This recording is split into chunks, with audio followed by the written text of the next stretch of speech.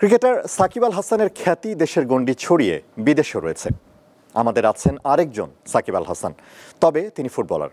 সম্প্রতি এএফসি বাছাইয়ে বাংলাদেশ জাতীয় দলের ৩৮ সদস্যের প্রাথমিক স্কোয়াডে ডাক পেয়েছেন এই গোলরক্ষক। এই ফুটবলারদের মাঝে আছেন সাকিব আল হাসান। ক্রিকেট বিশ্বের নাম্বার 1 অলরাউন্ডার হিসেবে সাকিব আল হাসানকে চেনেন অনেকেই, তবে মোহামেডানের এই সাকিবকে চেনেন কয়জন? আগামী ২৫ মার্চ ভারতের বিপক্ষে এশিয়ান কাপের বাছাই পর্বে অংশ নিতে ক্যাম্পে ডাকা হয়েছে ৫ জন গোলকিপারকে। তারই একজন এই সাকিব আল হাসান। ৩৮ সদস্যের প্রাথমিক দলের ডাক পেয়েছেন মোহামেডানের এই তরুণ গোলরক্ষক। তাকে নিয়ে সামাজিক যোগাযোগ মাধ্যমেও চর্চা হচ্ছে বেশ। যেহেতু আমরা ৫ জন গোলকিপার আছি, তাই আমি আমার সর্বোচ্চ চেষ্টা করবো যে 23 জনে থাকার। যে মিতুল মার্মা, তারপরে হচ্ছে জিকো ভাই, শ্রাবণ এবং সুজন ভাই, তারা অনেক ভালো গোলকিপার। আমার সর্বোচ্চ চেষ্টা করবো যে 23 জনে থাকার।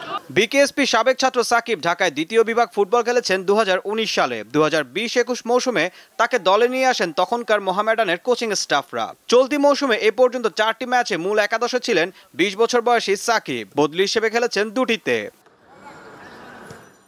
তবে তার নাম কিভাবে সাকিব আল হাসান হলো সেই কথা নিজেই জানালেন। আমার নাম জন্ম নিবন্ধনে মোহাম্মদ সাকিব হোসেন ছিল। পরে যখন প্রাইমারি স্কুলে পিএইচসি পরীক্ষা দিই, পরে অ্যাডমিট কার্ডে ছাড় দিয়েছিল সাকিব আল হাসান। পরে জন্ম নিবন্ধন যেহেতু সাকিব হোসেন ছিল, পরে ওইটা সাকিব আল হাসান তিনি জন্ম নিবন্ধন দিয়ে ঠিক করে বিকেএসপিতে ভর্তি হয়েছিলাম। সাকিবের স্বপ্ন হামজা, তারিক কাজী, জামাল ভুঁইয়াদের সাথে একাদশে ঠাঁই করে নেয়া, আর সেভাবেই নিজেকে প্রস্তুত করে নিচ্ছেন এই প্রাচীর প্রহরী। ঈশান হাসান, দীপ্ত স্পোর্টস।